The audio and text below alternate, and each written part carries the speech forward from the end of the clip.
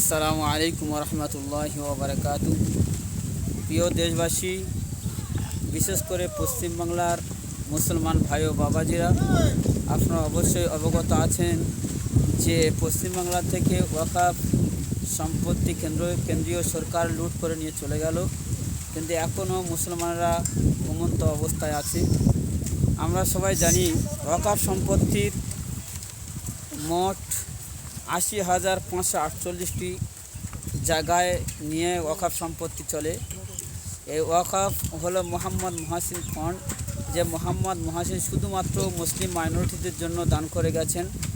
সেই মাইনরিটি দপ্তর থেকে আজকে কেন্দ্রীয় সরকার লুট করে নিয়ে সে সরকারিভাবে চালাতে চায়, তাই নিয়ে আজকের ভিডিও।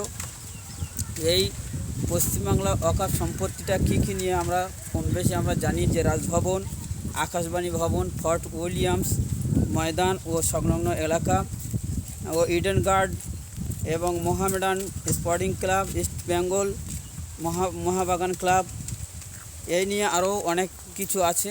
টালিগঞ্জ শহরটাই হলো কিন্তু আমাদের ওয়াকফ সম্পত্তি। শিয়ালদা চত্বর হলো ওয়াকফ সম্পত্তি। হুগলি সেতু ও হাওড়া ব্রিজ ওয়াকফ সম্পত্তি।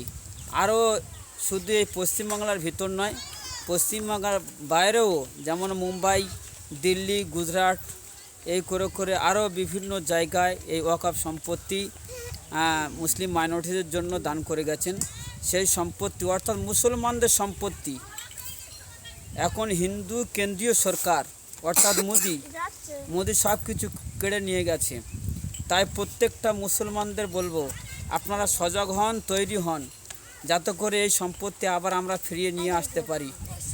এই নয়, আমাদের সবাইকে জাগতে হবে, ঘুমন্ত অবস্থায় থাকলে হবে না। আমাদের সবার মনে আছে যে তাবুকের যুদ্ধে মাত্র 313 জন আর 1000 সৈনিক বিরোধীদের, সেখানে 313 জন বিজয়ী গ্রহণ করে তারা ফিরেছিলেন।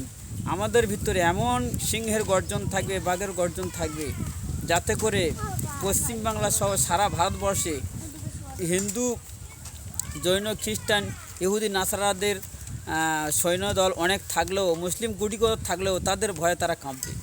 সেই আওয়াজ আমাদের সবাইকে কিন্তু তুলতে হবে। নারায়ে তাকবীর, নারায়ে তাকবীর।